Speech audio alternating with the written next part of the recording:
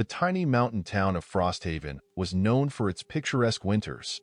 Icicles hung from the eaves of quaint cottages, snow blanketed the streets, and every lamppost glowed with soft, golden light. On New Year's Eve, the town came alive with festivities, bonfires, music, and the annual fireworks show over the frozen lake. This year, I decided to attend Frosthaven's celebration with my girlfriend, Lila. We'd heard about it from friends and thought it might be a cozy way to welcome the new year. The drive up was long and winding, the forested road twisting through towering pines and snowdrifts. By the time we arrived, the sun had set, and the town sparkled like a snow globe brought to life. Lila was enchanted. She pulled me through the streets, stopping to admire the ice sculptures and fairy lights strung along the storefronts. "This feels like a dream," she said, her cheeks flushed from the cold. We grabbed hot chocolates from a vendor and made our way to the lakefront, where most of the town had gathered. A massive bonfire roared in the center of the clearing, sending sparks spiraling into the star-studded sky. Children ran laughing through the snow, while couples huddled close, their breath misting in the air. But as the clock in the town square struck 10, I noticed something strange. The laughter and chatter faded, replaced by an odd stillness. People glanced nervously toward the lake, where a low, resonant sound was growing louder. It was the tolling of a bell. Lila grabbed my arm. "Do you hear that?" she whispered. I nodded, straining to see through the mist rising off the frozen lake. The bell's tone was deep and mournful, each toll reverberating in my chest. It didn't sound like any of the town's cheerful church bells. It was something older, something heavier. "Probably part of the show," I said, though the unease in my voice betrayed me. The townsfolk didn't seem reassured. Many of them exchanged worried glances, their faces pale in the firelight. A few muttered prayers under their breath. Lila and I edged closer to the lake, the sound of the bell drawing us like a siren's call. Then we saw it. A figure was standing on the ice, shrouded in fog. It was too far to make out any details, but it seemed tall and thin, cloaked in tattered black. It didn't move, didn't acknowledge the crowd. The bell tolled again, and I swore the figure grew closer, though its feet didn't appear to move. Lila tugged at my sleeve. "We should go." The murmurs among the crowd grew louder. A woman near the bonfire clutched her child tightly, whispering, "It's the bellkeeper." Her voice was trembling, barely audible. "He's come for another." "Another what?" I asked, turning to her. Before she could answer, a loud crack echoed across the lake. The ice had split beneath the figure, yet it remained standing as if weightless. The fog thickened, swallowing it whole, but the bell continued to toll, each strike reverberating in my chest. "We need to leave," Lila said, her voice urgent, but my feet wouldn't move. My gaze was locked on the lake, on the empty spot where the figure had stood. A strange compulsion washed over me, an inexplicable pull toward the icy expanse. "Lila," I whispered, "did it seem familiar to you?" Her face blanched. "Don't say that. Don't even think it." The tolling grew louder, resonating in a pattern that made my chest tighten. It wasn't just a sound, it was a summons. I couldn't explain it, but every bell felt like it was calling something deep inside me, pulling me toward the lake. "Lila, I just need to—" "No," she snapped, grabbing my arm with both hands. Her nails dug into my jacket. "We're going back to the car. Now." The fear in her voice jolted me, and I nodded. Together, we turned away from the lake and pushed through the murmuring crowd. People were whispering about the bellkeeper, their faces pale and anxious. Some were already hurrying back toward their homes. We made it to the edge of the square when the bells suddenly stopped. The silence was more unnerving than the sound had been. It pressed down on us, thick and suffocating, like the entire world was holding its breath. Then came the scream. It was sharp and piercing, cutting through the stillness like a blade. I turned instinctively, just in time to see a woman collapse near the bonfire, clutching at her chest. The crowd surged around her, panicked voices rising, but I couldn't move. My eyes were drawn to the lake again. The fog had thinned, and the figure was visible once more, closer now. Its face was still obscured, but its arm was raised, pointing directly at me. My blood turned to ice. "Lila," I choked out, but she had already seen it. "Run," she whispered, yanking me toward the car. We sprinted through the snow, our breaths coming in ragged gasps. The path to the parking lot felt impossibly long, the trees looming on either side like silent sentinels. The air was heavy with the sense of something closing in, unseen but palpable. Finally, we reached the car. I fumbled with the keys, my hands shaking so badly that I dropped them into the snow. Cursing, I dropped to my knees, scrabbling in the cold until Lila found them and thrust them into my hand. The engine roared to life, and I slammed the car into reverse, spinning out slightly before tearing down the snow-packed road. "Don't look back," Lila said, her voice trembling, but I couldn't help it. In the rearview mirror, I saw the figure standing in the middle of the road, its arms still outstretched. The bells began to toll again, faint but insistent, as if they were following us. We didn't stop until we reached a gas station miles away, the lights blazing like a beacon in the night. We sat in the car for a long time, neither of us speaking, until Lila finally broke the silence. "What the hell was that?" she asked, her voice cracking. I shook my head, unable to form an answer. My mind was racing, replaying the events over and over. The bells, the figure, the way it seemed to know me. We decided to stay the night at a motel nearby, too shaken to continue driving. Lila fell asleep quickly, but I couldn't.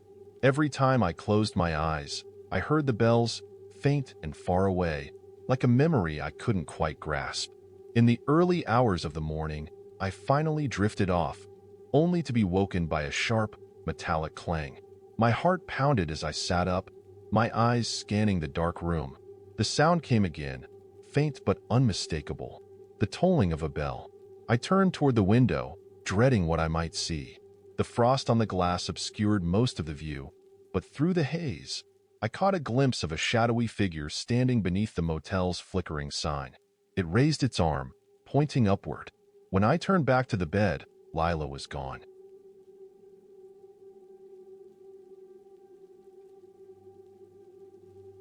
When I agreed to house-sit for my Aunt Beatrice over New Year's, I didn't think much of it. She lived in an old Victorian home on the outskirts of town, complete with creaky floorboards, towering windows, and an attic full of forgotten relics. The place had always given me the creeps as a kid, but I figured I was too old to let an old house spook me. Besides, I could use the peace and quiet after a stressful holiday season. I arrived in the late afternoon on December 31st, the sun already low in the sky. The house loomed over me as I parked in the gravel driveway, its gabled roof and darkened windows casting long shadows across the snow. Aunt Beatrice had left a note on the kitchen counter, alongside a tin of cookies and a list of emergency numbers. "Thanks again for watching the house. Happy New Year," the note read, followed by a smiley face. The evening passed uneventfully. I cooked a simple dinner, curled up on the couch with a book, and listened to the wind howling outside. Midnight was still hours away when I heard the first sound, a faint thud coming from above. I froze, my book slipping from my hands. The sound came again, louder this time, as if something heavy had been dropped in the attic. "It's an old house," I told myself. Probably just the wind or the house settling. Still, I couldn't shake the feeling that something was off. The noise didn't sound random. It was too deliberate, too heavy. Against my better judgment, I decided to investigate. Grabbing a flashlight from the kitchen drawer, I made my way to the narrow staircase that led to the attic. The stairs creaked with every step, the air growing colder the higher I climbed. When I reached the attic door, I hesitated. It stood slightly ajar, as if someone had been through it recently. "Hello?" I called, my voice barely above a whisper. No response. I pushed the door open, the hinges groaning in protest. The attic was exactly as I remembered it. Dusty, cluttered, and dimly lit by a single window at the far end. The air was thick with the smell of mothballs and aged wood. At first, I didn't see anything unusual, just the same old boxes and furniture draped in white sheets. But then my flashlight beam landed on something that made my skin crawl. A candle was burning in the middle of the room. Its flame flickered faintly, casting dancing shadows across the walls. There was no reason for it to be there. Aunt Beatrice hadn't mentioned anything about lighting candles in the attic. "Who's there?" I demanded, my voice trembling. The only answer was the wind rattling the window panes.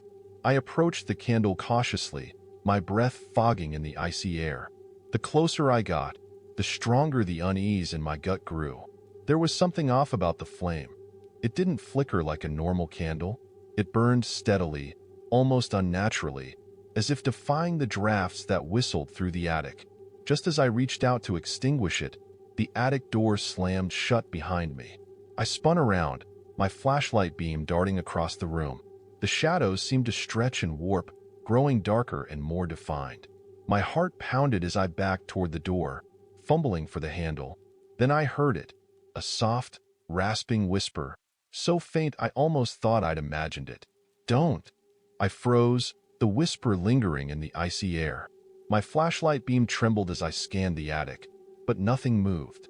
The flickering candle was the only source of light, casting its unnerving glow across the cluttered room. "Who's there?" I called again, my voice cracking. No response. I gripped the door handle and yanked, but it wouldn't budge. It felt as though something was holding it shut from the other side. Panic rose in my chest, and I pounded on the wood. "Hello? Let me out." The whisper came again, closer this time. "Stay." I whipped around, shining the flashlight toward the source of the sound. The beam landed on a shadow near the far corner of the attic, a shadow that didn't belong to any of the boxes or furniture. It was humanoid in shape, but unnaturally thin, its head cocked at an unnatural angle. "Who are you?" I demanded, though my voice was barely audible over the pounding of my heart. The shadow didn't answer.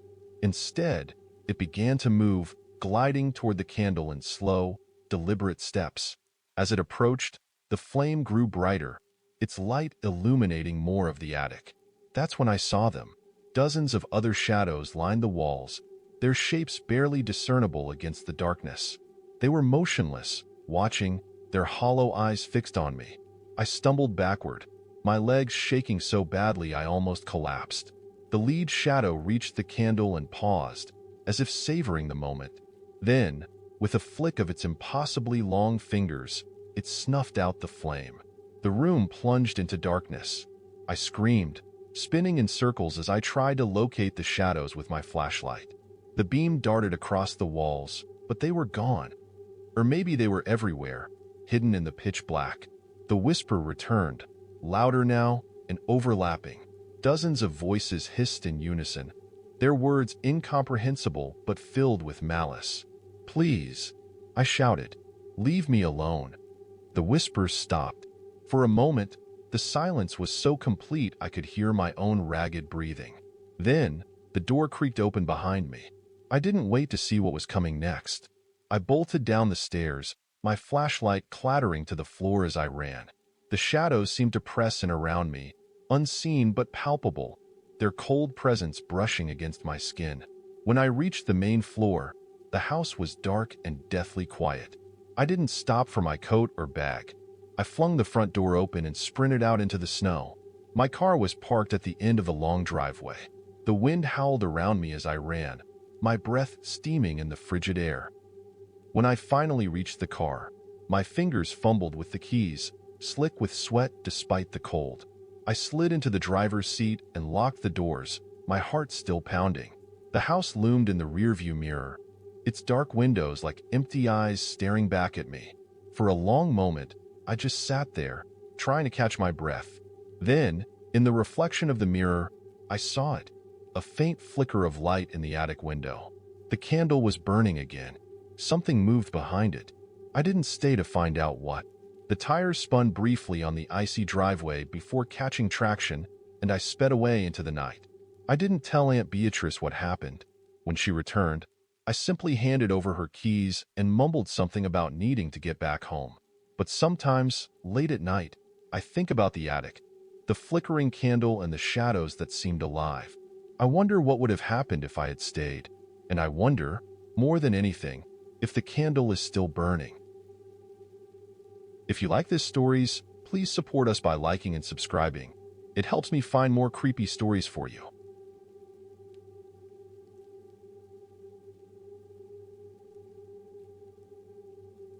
The invitation arrived in a gold-trimmed envelope, as elegant as it was mysterious.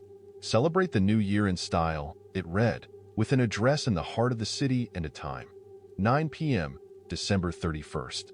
There was no host's name, no RSVP number, and no indication of how they knew me. I almost threw it out, but something about the invitation nagged at me. Maybe it was the promise of an unforgettable night in the fine print, or maybe it was my restless curiosity. Either way, I found myself standing in front of an opulent brownstone on New Year's Eve, my breath fogging in the frosty air. The house was stunning, with massive windows glowing warmly against the cold. People in formal wear milled about inside, glasses of champagne in hand. It was the kind of party you'd see in a movie, and I felt instantly underdressed in my simple black dress and coat. I hesitated on the steps, the weight of my decision sinking in. Why had I come? No one knew where I was, and I didn't know a soul here. But before I could turn back, the door swung open. "Welcome," a man said, his voice deep and melodic. He was tall and striking, dressed in a perfectly tailored tuxedo. His smile was polite, but his dark eyes seemed to pierce right through me. "Please come in. The celebration is about to begin." I nodded mutely and stepped inside. The air was warm and filled with the scent of fresh flowers and expensive cologne. A string quartet played softly in the corner, and laughter bubbled through the room like champagne. It was perfect, too perfect. I wandered through the crowd, clutching a glass of champagne someone had handed me. The guests were all stunning, their faces glowing in the golden light. They moved with a kind of effortless grace, their laughter never too loud, their smiles never faltering. But there was something off. No one seemed to notice me. They brushed past me without so much as a glance, their conversations carrying on as if I weren't there. Even when I stood directly in someone's path, they veered around me like a stream flowing around a rock. I tried to introduce myself to a woman standing by the fireplace, but she didn't react. Her eyes were glassy, her smile fixed in place. She stared at me for a moment, then turned away as if I hadn't spoken. My chest tightened with unease. I spotted the host, the man who had greeted me at the door, standing at the far end of the room. He was watching me, his head tilted slightly, as if amused by my confusion. When our eyes met, he raised his glass in a silent toast. I turned away, my pulse racing. The room suddenly felt stifling, the air heavy with something I couldn't name. I needed to leave, but as I made my way to the door, the lights dimmed. A hush fell over the crowd, and the quartet stopped playing. The guests turned in unison to face a grand clock on the wall, its gilded hands ticking toward midnight. The host stepped into the center of the room, his presence commanding. "Ladies and gentlemen," he said, his voice carrying effortlessly, "the time has come. Let us welcome the new year together." The guests erupted into applause, their faces alight with anticipation. I backed toward the door, my hand fumbling for the handle, but it wouldn't turn. "You're not leaving, are you?" The host's voice was right behind me, soft but chilling. I spun around, but he was already gone, back at the center of the room. The clock struck 11:50, and the countdown began.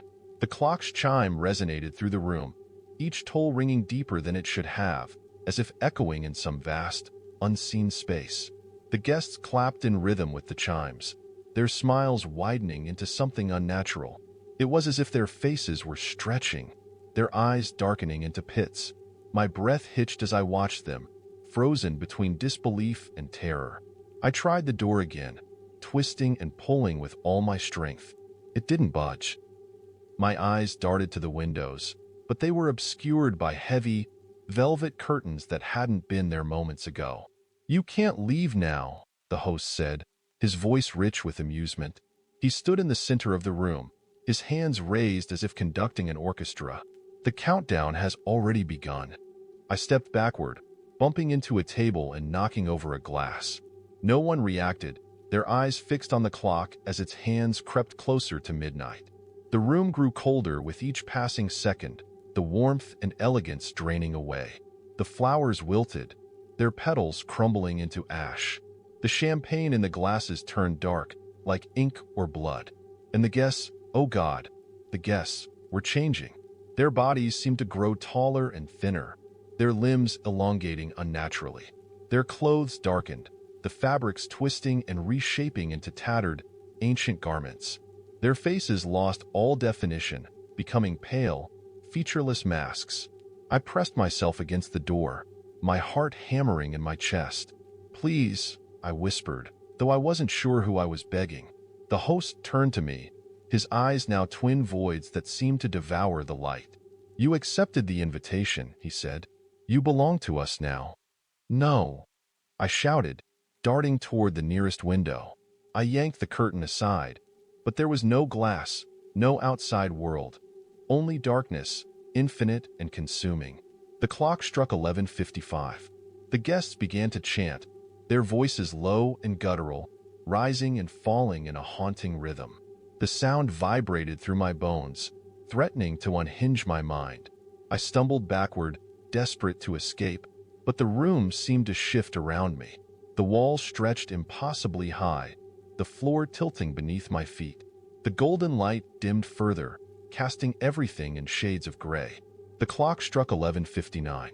The host extended his hand toward me. "Come now," he said, his voice like silk. "Join the revelry. There's no turning back." I shook my head, tears streaming down my face. "I don't belong here." "But you do," he said, his smile widening into a grotesque grin. "You came willingly, and now you'll stay. Forever." The final chime of midnight rang out, shattering the air like a thunderclap.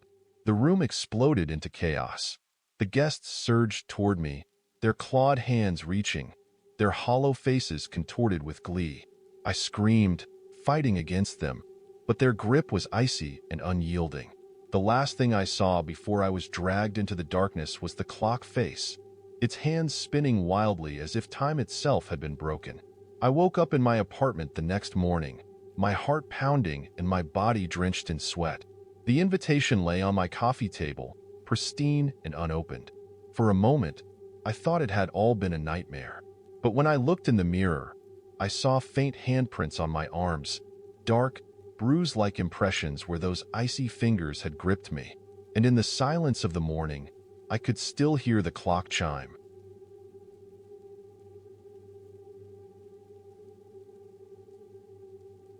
The group chat had been buzzing for weeks about this New Year's party. Jenny's family had just bought an old mansion on the edge of town, a sprawling estate with ivy-covered walls, endless hallways, and enough space to host 100 people. The idea of spending New Year's Eve in such an extravagant setting was irresistible.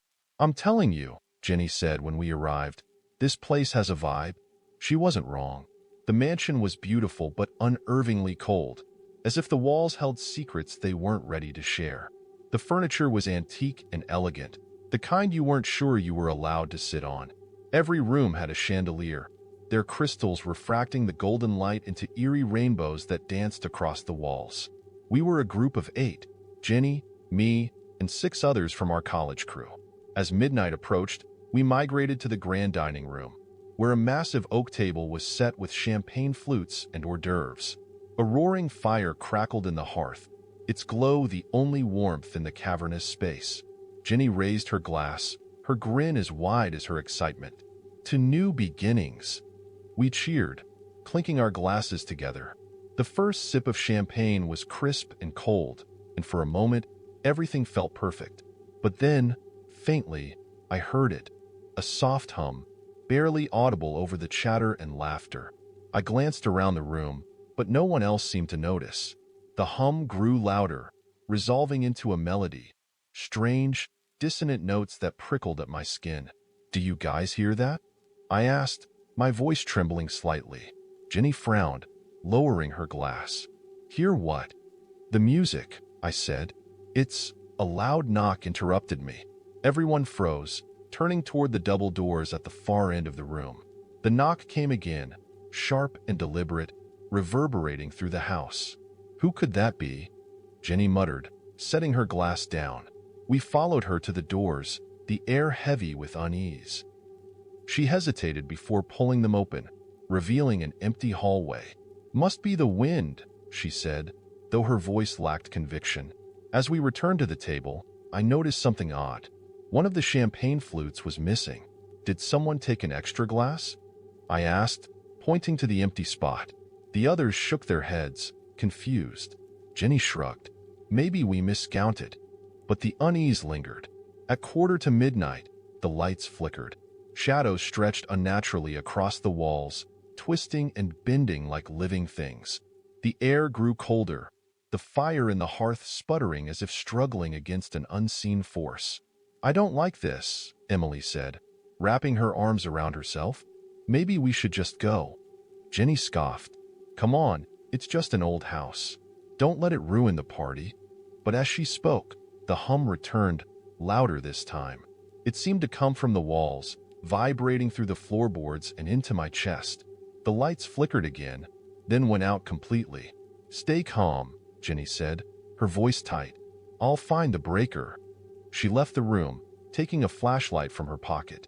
The rest of us huddled near the table, the only light coming from the dying fire.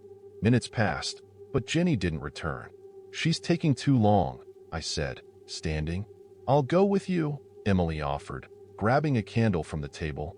We stepped into the hallway, the darkness pressing against us like a living thing. The hum grew louder, almost melodic, as if it were trying to guide us. "Jenny?" I called, my voice echoing unnaturally. A faint laugh answered me, soft and distorted, as if carried by a distant wind. Emily's grip on my arm tightened. "What was that?" Before I could answer, we saw her, Jenny, standing at the end of the hallway. Her back was to us, her figure illuminated by a faint, flickering light. "Jenny," I called again, but she didn't respond. We approached cautiously, the candle casting long, trembling shadows. When we were just a few feet away, she turned to face us. Her eyes were wide, her face pale and expressionless. In her hand was the missing champagne flute. "It's almost time," she said, her voice hollow. "Jenny?" I whispered, my voice shaking. She didn't respond. Her gaze seemed distant, as though she were looking past us or through us. The champagne flute in her hand glinted in the faint light, its contents dark and thick, like ink. "It's almost time," she repeated, her voice flat and devoid of emotion. Emily tugged at my arm. "We need to get out of here," she hissed. I nodded, but my legs felt rooted to the spot.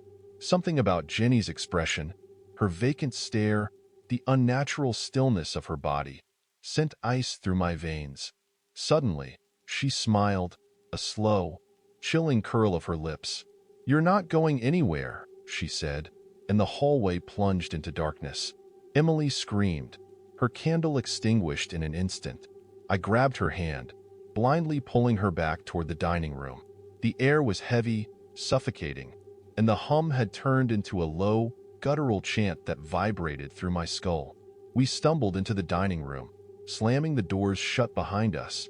The others were still huddled near the table, their faces pale in the flickering firelight. "What's going on?" Jake demanded, his voice rising in panic. "Something's wrong with Jenny," I said, my breath coming in gasps. "We need to leave now." Before anyone could respond, the doors burst open with a deafening crash. Jenny stood in the doorway, her movements jerky and unnatural, like a marionette on invisible strings. Behind her, shadowy figures began to emerge from the darkness. They were featureless, their forms shifting and writhing as they stepped into the room. Each carried a champagne flute, the same dark liquid sloshing within. One by one, they raised their glasses, their hollow faces turning toward us. "To the new year," Jenny said, her voice echoing with a strange, otherworldly resonance. The shadows repeated her words, their voices overlapping in a chilling chorus. "To the new year." The fire in the hearth flared violently, casting grotesque shadows on the walls. The temperature plummeted, frost creeping across the windows and floor. "Run!" I shouted, grabbing Emily's hand again. We bolted for the opposite door, the others following close behind. The shadows surged forward, their movements fluid and unnatural, as if the air itself carried them. We barreled through the house, the walls seeming to close in around us. Doors led to dead ends, hallways twisted and stretched impossibly. It was as if the mansion itself had turned against us, trapping us in a labyrinth of shifting spaces. Finally, we burst into the main foyer. The front door loomed ahead, its stained glass glowing faintly in the darkness. But as we reached it, Jenny appeared again, blocking our path. Her head tilted unnaturally, and she held the champagne flute out to me. "Drink," she said, her voice a command. I shook my head, stepping back. "Drink," the shadowy figures echoed, their voices a deafening chorus. Emily grabbed an umbrella from the stand near the door and swung it at Jenny, shattering the flute from her hand. The dark liquid splattered across the floor, sizzling like acid. Jenny let out an inhuman shriek, the sound so piercing I thought my ears would bleed.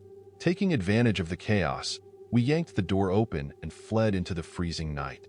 The others followed, their breath clouding in the icy air as we sprinted toward the cars. We didn't stop until we were miles away, crammed into two vehicles and driving aimlessly, too terrified to return. No one spoke for a long time. Finally, Emily broke the silence. Did we leave her? I didn't know how to answer. I didn't know if the thing in that house had ever really been Jenny. The next morning, I drove back to the mansion, my stomach churning with dread. The house stood silent and still, its windows dark. When I gathered the courage to go inside, I found the dining room exactly as we had left it. Chairs overturned, the remnants of our drinks scattered across the table. But there was no sign of Jenny. The only thing out of place was a single champagne flute sitting in the center of the table, filled with that same dark, viscous liquid. I never saw Jenny again, but every New Year's Eve, when the clock strikes midnight, I hear the faint hum of a melody, rising from somewhere deep in the silence.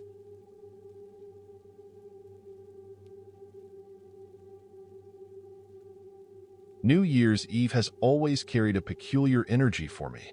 It's not just the culmination of the year, but the eerie liminality of it. The feeling that something old is dying and something unknown is being born. This particular New Year's Eve, the air had a sharp bite, and the sky was a slate of black, pierced by stars that felt too bright and too numerous. I had made the impulsive decision to spend the night alone at my family's lake house, hoping for a quiet, reflective evening. The lake house sat on the edge of a small, frozen lake, surrounded by dense pine trees. It wasn't entirely secluded. There were a few other cabins along the shoreline, but at this time of year, most of them were vacant.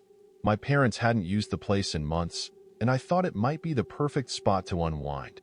I had brought a bottle of wine, a few snacks, and my laptop to stream the countdown when midnight came. The house was cold when I arrived. It had been sitting dormant in the frost for weeks. I wrestled with the heater for a while before it finally sputtered to life, filling the space with the comforting hum of warm air circulating.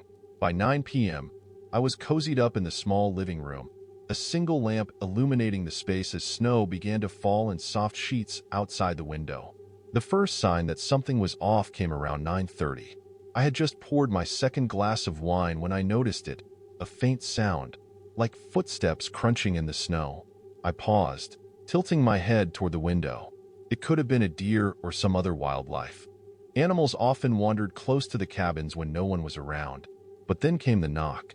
It was faint at first, like someone tapping their knuckles against the glass pane of the front door. I froze, the wine glass halfway to my lips. It wasn't unusual for neighbors to check in on each other, but I hadn't seen a single car or sign of life since I arrived. Slowly, I set the glass down and made my way to the door. Through the frosted glass, I could make out a figure standing on the porch. The silhouette was tall, cloaked in a heavy coat and scarf. A woolen hat obscured most of their face, but I could see the faint glint of eyes watching me. I opened the door just a crack, enough to feel the blast of icy air against my face. "Hello?" I asked cautiously.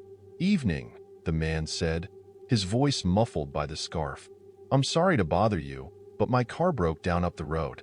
Could I come in to warm up while I wait for a tow?" Something about his voice set my teeth on edge. It was overly polite, almost rehearsed. Still, it was freezing out there, and leaving someone in the cold on New Year's Eve felt cruel. Against my better judgment, I opened the door wider and stepped aside. "Sure," I said, forcing a smile. "Come in. It's freezing out there." The man stepped inside, stomping the snow from his boots. He removed his hat and scarf, revealing a face that was oddly nondescript: average features, pale skin, eyes that seemed to hold no particular color. He was neither young nor old, and something about him was instantly forgettable, like he could vanish from memory the moment you looked away. "Thank you," he said, flashing a thin-lipped smile. "I'll just stay by the door, don't want to intrude." I nodded, unsure what else to do. "Would you like some coffee? I was just about to make some." "That would be lovely," he said, his gaze never leaving me. In the kitchen, I fumbled with the coffee maker, my mind racing. Something about this felt wrong. Why hadn't I seen his car when I drove in? And where exactly had it broken down? The nearest road was a good half-mile from the house. As the coffee brewed, I heard the faint creak of floorboards from the living room. My stomach tightened. He had said he would stay by the door. Slowly, I peeked around the corner. He was standing in the middle of the room now, staring at the family photos on the mantel. His posture was rigid, his hands clasped behind his back. "Your family?" he asked without turning around. "Yeah," I said, forcing a laugh. "It's my parents' place. They're out of town." His head tilted slightly, as if considering my words. "It's a beautiful home. Quiet." "Uh-huh," I said, retreating back into the kitchen. I poured 2 mugs of coffee, my hands trembling slightly as I carried them into the living room. He accepted the mug with a polite nod. For a few minutes, we sat in silence, the only sound the ticking of the clock on the wall. Midnight was still hours away, but the air felt heavy, oppressive. "So, where exactly did your car break down?" I asked, trying to sound casual. "Just up the road," he said, taking a sip of coffee. "I was lucky to find your cabin. I didn't see any others with lights on." That wasn't true. The cabin 2 lots down had a porch light that was always on, even when unoccupied. My unease deepened. "I should probably check on my phone," he said abruptly, setting his coffee down and standing. "Do you mind if I step outside for a moment?" "Of course," I said, my voice barely above a whisper. He grabbed his hat and scarf, his movements slow and deliberate. As he stepped outside, I locked the door behind him.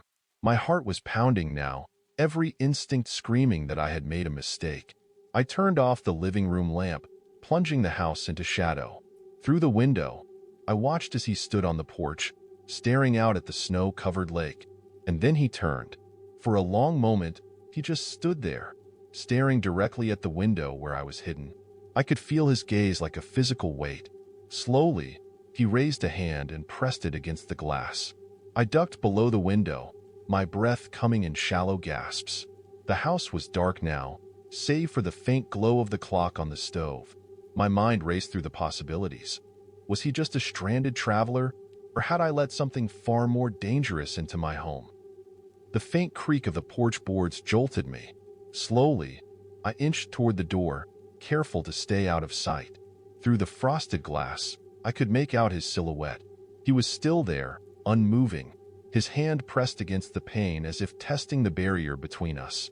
Suddenly, he leaned forward, his face just inches from the glass.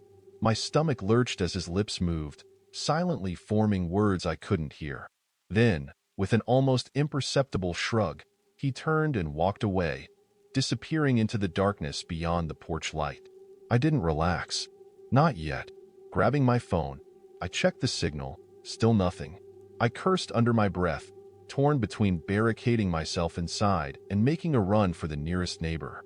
The thought of stepping into the dark, snow-covered woods made my skin crawl, but staying alone in this cabin didn't feel much safer. I grabbed the heavy iron poker from beside the fireplace and crept toward the window again. The snow was falling harder now, the flakes swirling in the wind and obscuring my view. But I thought I saw movement, a shadow slipping between the trees, too fast to be natural. A loud bang erupted from the back of the house, and I nearly dropped the poker. Heart racing, I bolted down the hallway toward the sound. The back door was rattling in its frame, as if someone were trying to force it open. "Who's there?" I shouted, my voice cracking. The rattling stopped. For a long moment, the only sound was the howling wind. Then came a low, deliberate knock, 3 sharp raps that reverberated through the quiet house. I tightened my grip on the poker, edging closer to the door. "I'm calling the police," I yelled, though I knew it was an empty threat. A chuckle answered me, low and humorless. "You should have let me in," the man's voice said, muffled but unmistakable. "I don't like being locked out." I backed away, panic clawing at my chest. There was no way he could have circled around the house so quickly. Unless there were 2 of them. A floorboard creaked behind me. I spun around, raising the poker, but the hallway was empty. The only light came from the bathroom nightlight at the far end, casting long, wavering shadows. "Get out!" I screamed, the sound echoing off the walls. The shadows seemed to shift, pooling together into something denser, darker. My knees went weak as a figure began to take shape, stepping forward into the faint light. It was him, or at least, it looked like him, but his face was wrong, the features distorted as if viewed through warped glass. His eyes glowed faintly, the same pale, colorless hue I had seen earlier, but now they seemed to bore into me, filled with a malevolent intelligence. "Shouldn't have locked me out," he said again, his voice echoing unnaturally. I stumbled backward, swinging the poker wildly. It passed through him as if he were made of smoke, the iron clanging uselessly against the wall. He stepped closer, and I could feel the air around him grow colder, biting into my skin like frostbite. "You invited me in," he said, his grin widening impossibly, splitting his face almost in half. "That's all I needed." I turned and ran, my bare feet slipping on the hardwood floor as I fled toward the front door. Behind me, I could hear him following, his footsteps soft but deliberate. The door wouldn't budge. I fumbled with the lock, my fingers numb and clumsy. His shadow loomed over me, stretching across the walls like a living thing. "Stay," he whispered, his voice like ice against my ear. With a final, desperate yank, the door flew open, and I stumbled out into the snow. The cold was a shock, searing my lungs and stiffening my limbs, but I didn't stop. I ran blindly, my only thought to put as much distance between me and the cabin as possible. The woods were a maze of shadows and snow, and I soon lost sight of the path. My breath came in ragged gasps, and my legs burned with exertion. But still, I could hear him behind me, his voice weaving through the trees like a predator's growl. "You can't leave," he called. "You invited me in." I tripped, sprawling face first into the snow. The cold seeped through my clothes, numbing me to the bone. Weakly, I pushed myself up, my vision swimming as I tried to get my bearings. Ahead of me, through the swirling snow, I saw lights, warm, golden lights spilling from the windows of another cabin. My heart leapt, and I forced myself to my feet, stumbling toward the sanctuary. The door flew open as I approached, and an elderly man stepped out, his face etched with concern. "Help," I gasped, collapsing at his feet. He caught me, his grip strong despite his age. "What happened?" he asked, his voice steady but urgent. Before I could answer, a gust of wind blew past us, and I saw the man's expression change. His eyes widened, and he glanced over my shoulder into the darkness. "Get inside," he said, his tone leaving no room for argument. He dragged me into the cabin and slammed the door shut, bolting it with shaking hands. For the first time, I felt a flicker of safety, but it was short-lived. Through the window, I saw him again, standing just beyond the edge of the light. His warped grin was gone, replaced by an expression of pure rage. The old man stepped in front of me, holding a rosary in one hand and a thick, leather-bound book in the other. "Stay close," he said, his voice low. "And whatever you do, don't invite him in again."